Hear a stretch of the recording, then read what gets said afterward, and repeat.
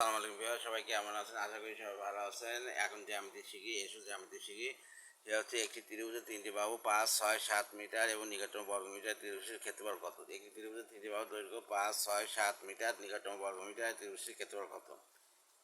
এখানে এ সমান 5, বি সমান 6 আর সি সমান 7। এবার তাহলে অর্ধ পরিসীমা এ সমান এ প্লাস বি প্লাস সি সমান 2 সমান 5 প্লাস 6 প্লাস 7/2।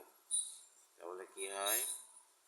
11, 18, 18/2/9 মিটার। এবার তাহলে আমরা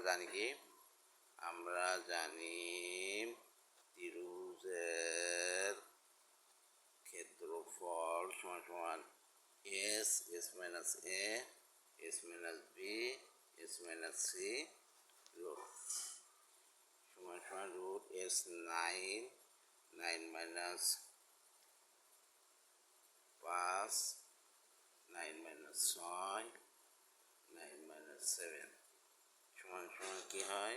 9 ইন্টু 4 ইন্টু 3 ইন্টু 2। তাহলে এটা হচ্ছে 3 ইন্টু 2 ইন্টু 6 সমান 6/6। এই হচ্ছে বর্গমিটার। ক্যালকুলেটর করতে পারেন বা এইভাবে উত্তর রেখে দিতে পারেন, কোনো ভুল নেই।